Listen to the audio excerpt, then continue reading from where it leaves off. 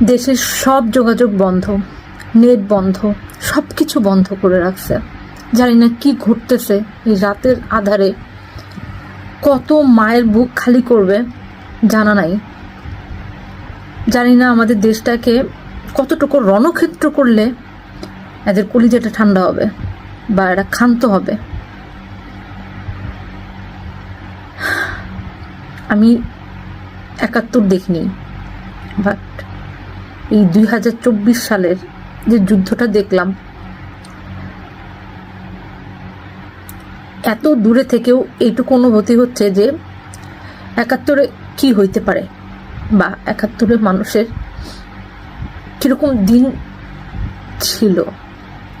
আমরা ভিডিওতে যা দেখেছি তা আজকে আমাদের সামনে। আমি জানি না আমাদের দেশটার কি হবে।